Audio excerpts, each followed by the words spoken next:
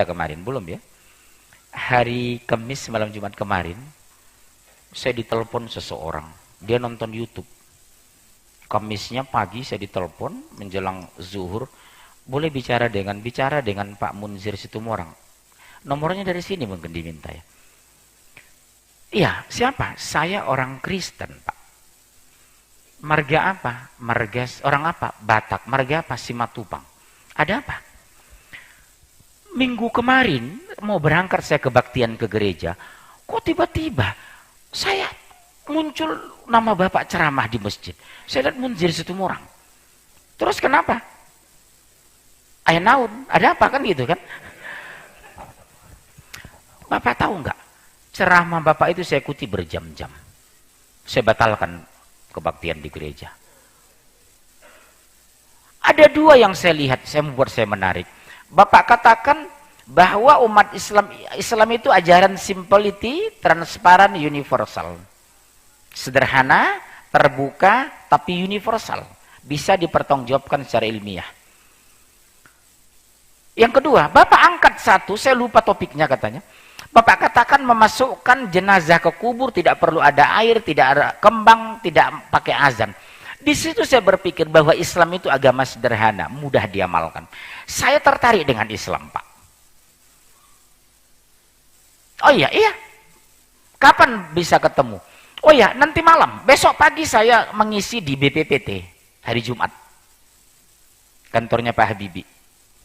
Jumat, iya, ini Kamis. Bisa lebih cepat, Pak. Malam ini saya ngisi di rumah pengacara. Yang hadir di sana ada Laksamana, ada Marskal, ada pengusaha, semua lapisan ada. Mau datang? Sebentar Pak, Bapak saya tutup dulu, 5 menit saya hubungi. Karena saya konsultasikan dengan suami saya, ternyata suaminya seorang penginjil. Suami orang mana? Orang Jawa, Jawa Kristen. Saya Batak. Bagus? 5 menit kemudian, subhanallah. Siap Pak, kita datang berdialog dengan Bapak. 8.30 mulai dialog. Tapi saya berusaha untuk sesantun mungkin karena suaminya orang Jawa. Kalau sendiri Batak saya habisi. Karena ini harus jaga perasaan orang Jawa. Orang Jawa kan harus dipujuk. Menika lho Pak, panjenengan aja tersinggung. Nje, Yesus boten Tuhan nje. Pokok panjenengan buka Yohanes 17:3, Matius 4 ayat 2, Lukas 2 ayat 21. Oh iya Pak. Bapak buka. Bapak bawa Injil nanti, saya bilang. Tolong bawa Injil 2. Di rumah saya standby ada Injil, di mobil saya standby. Sampai sekarang saya bawa kemana-mana. Taurat Injil di mobil saya siapkan setiap hari. Mendadak orang Yahudi, orang Nasrani dialog, sudah saya bawa Bible. Target saya bagaimana berdakwah Islam kepada mereka dengan santun. Bil hikmah wal mau'izatil hasanah. Subhanallah Pak. Saya telusuri ketuhanan dari sisi Taurat, Zabur, Injil, dan Al-Quran. Saya jelaskan siapa Yesus, siapa Yahweh, siapa Yahuwah, siapa Allah berdasarkan sejarah dan kitab suci. Hampir 1 jam, lebih kurang 1 jam 45 menit. Saya udah lelah. Mohon maaf ya Mas, saya manggil Mas karena orang Jawa, yang satu saya manggil Ito karena Batak. Mohon maaf, Bapak sudah dengar penjelasan kan saya? Saya bicara Allah dalam sisi Al-Quran, bicara Yesus dalam pandangan Taurat dan Injil, kemudian siapa Yesus dalam pandangan Al-Quran. Transparan kan ajaran Islam itu? Iya. Mau nggak saya Islamkan sekarang? Tapi satu hal harus kalian catat. Demi Allah, Islam itu agama toleransi dan tidak ada paksaan. La ikraha fiddin. Tidak ada paksaan. Silakan masuk Islam, silakan tidak. Tapi kalau tidak masuk Islam sampai besok pagi kalau meninggal, insya Allah neraka jahanam. Siap? Saya pakai bahasa selalu begitu. Umar kan begitu. Ada seorang menantang dia ketika menjadi khalifah. Demi Allah, kau masuk Islam atau kubunuh kau? Aku Islam kan. Di kemudian hari beliau ini menjadi gubernur. Apa dia bilang? Demi Allah, seandainya Umar tidak tegas keras kepadaku, mungkin sampai hari ini aku masih kafir. Itulah membuat saya tertarik, tegas bicara di akhir dialog itu. Dia ngomong, Pak, demi Allah, seandainya Umar tidak tegas dulu kepadaku, mungkin sampai hari ini aku kafir. Kubunuh kau, kata Umar. Tapi kalau orang jil ini ribut ini, kayak bebek begitu. Apa yang terjadi Pak? Itu saya bilang, demi Allah toh. Kita sama-sama Batak, sama-sama bicara logik, sama bicara kitab suci. Itu sudah bacakan di Injil tadi. Jesus not God. Bukan Allah. Toh, kalau nggak punya uang bisa ngutang sama saudara, tidak punya beras ngutang sama tetangga. Kesalahan dalam milih agama, risikonya neraka lah toh. Khalidina fiha abada. Mau saya Islamkan sekarang. Kita sama-sama Batak loh, saudara. Saya Islam sekarang. Dan ke depan saya bilang, tolong pakai mukena dan mukena. Begitu saya ucapkan, Pak. Asyhadu an la ilaha illallah wa asyhadu anna Muhammad Rasul. Ketika menyebut Muhammad, menangis sejadi-jadinya. Apa dosa saya diampuni Allah, Pak? Semua dosa selama Kristen diampuni, semua kebaikan demi Allah dinilai amal soleh dalam pandangan Islam. Seandainya itu besok meninggal, insya Allah surga. Tapi jangan dululah kalau bisa, saya bilang. Nol dosa. Menangis sejadi-jadinya. Seperti saya juga menangis. Bapak tahu. Saya ulang di sini. Lebih bagus saya mengislamkan satu orang daripada menerima uang 6 triliun cash. Berdasarkan hadis, apa kata Rasulullah? Orang yang mengislamkan seseorang atas izin Allah, pahalanya sama dengan langit dan bumi beserta isinya. Makanya terjadi saya di sana. Kembali duduk ke samping suaminya. Apa saya bilang? Mohon maaf ya mas, mas mau ikut Islam. Satu hal yang harus saya pastikan, jangan tersinggung ya, saya bilang. Ada apa Pak? Injil masih di tangan dia, Bible.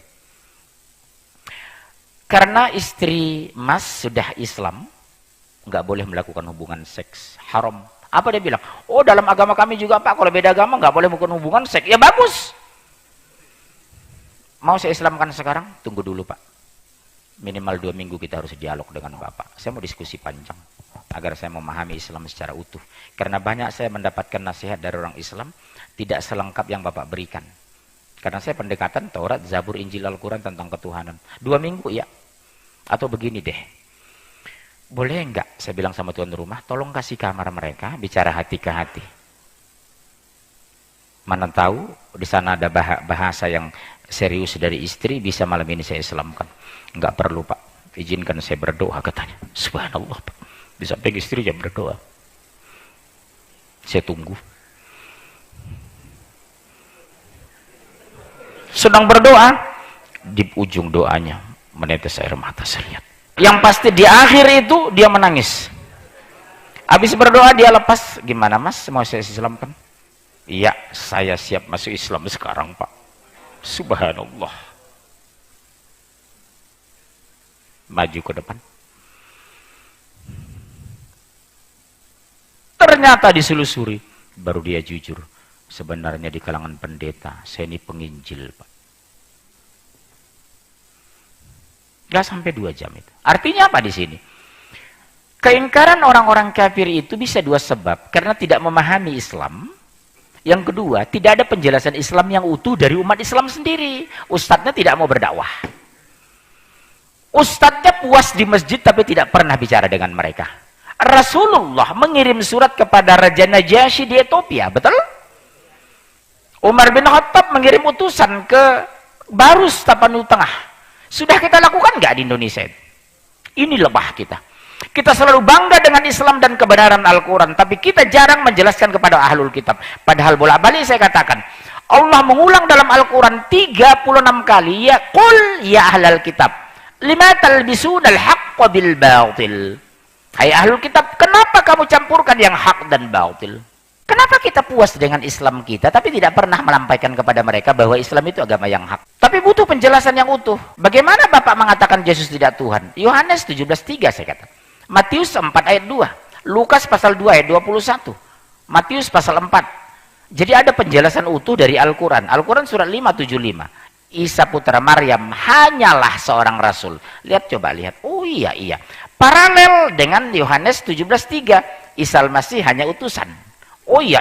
Berarti kenapa kolab antara Injil dengan Al-Quran? Inilah sisi firman yang belum dihapus dari kitab mereka.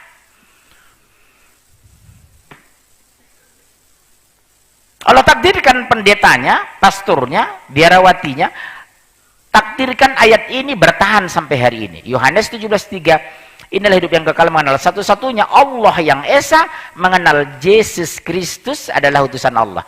Paralel dengan Al-Quran surat 575. Isa al-Masih hanyalah utusan Allah. Itu membuat tertarik. Kenapa ada persamaan? Karena sama-sama firman Allah. Ini harus ada klarifikasi dari umat Islam. Bukan menghujat, tapi mengajak. Bukan menuduh, tapi membujuk. Bukan memukul, tapi merangkul. Bukan sentimen, tapi argumen. Argumennya mana? Literal. Makanya sebelum dialog saya bilang, mohon maaf ya Pak, jangan tersinggung. Saya boleh pakai 3? Apa itu Pak? Al-Quran, Taurat, dan Injil. Saya punya Taurat, punya Injil, punya Al-Quran. Boleh, boleh. Jadi bawa Injil dari rumah? Boleh. Bawakan ayat ini, ayat ini, ayat ini. Kami sudah tanyakan Pak sama Ustadz, dia tidak bisa menjelaskan ini. Kami sudah tanyakan sama pendeta, saya tidak dapat penjelasan ini. Ternyata Injil pun tidak pernah menyebut Jesus God. Karena di sana bahasa Inggrisnya Mr. Jesus. Mr. bahasa Inggris, bahasa Indonesia apa? Tuhan. Kalau Tuhan, God. Mereka ganti sekarang Jesus God. No, Jesus not God. Mr. Betul? Jadi di sini ilmiah sekali Pak. Penggunaan bahasanya sangat ilmiah. Mr. Jesus, not Jesus God. Understand? Subhanallah. Tapi satu hal yang membuat kenapa mereka tertarik kepada Islam. Kalau kita memberikan penjelasan Islam secara utuh, komprehensif, dan transparan, semua mereka tertarik. Karena nurani mereka pada dasarnya Islam. Cuma penjelasan tidak semua utuh dari orang. Yang kedua, ada kesan memojokkan mereka, bukan mengajak mereka. Iya, kalau memojokkan orang tersinggung, kalau mengajak Pak, orang enak. Bukan mengejek, tapi mengajak. Ketika saya jelaskan konsep tauhid, Qul huwallahu ahad, Allahus samad, lam yalid, walam yulad, walam yakul lahu kufuwan ahad. Sejelaskan maknanya. Lihat Islam itu. Kenapa Al-Quran banyak mengkritisi kitab Anda dan agama Anda? Karena Al-Quran firman Allah yang sempurna. Lam yalid wa lam yulad. Allah tidak beranak dan tidak beranakkan. Logika ayat, kalau sudah beranak berarti bukan Tuhan, kalau sudah diperanakkan berarti bukan Tuhan. Siapa target Allah ini? Satu, agar menjaga umat Islam jangan menyimpang. Yang kedua, informasi kepada orang kafir agar kembali ke jalan yang benar. Jadi ada dua sisi ini diuntungkan. Pertama, penjelasan kepada umat. Yang kedua, klarifikasi kepada mereka bahwa agama mereka tidak benar, sudah diselewengkan. Lam yalid wa lam yulad. Allah tidak beranak, tidak beranakkan. Sementara mereka beranak, anak Bunda Maria. Oh iya. Terus pertanyaan saya Pak Pendeta, saya bilang kemarin. Terus sebelum Isa lahir tahun 1, siapa Tuhannya Nabi Musa? Tuhannya Ibrahim. Siapa Tuhannya Ibrahim? Sementara Isa lahir tahun 19, tahun 1 Masehi. Terus sebelum 1 Masehi, zaman Nabi Adam sampai Nabi Musa, siapa Tuhan mereka? Enak kan logika itu? Berangkat dari satu ayat saja. Subhanallah.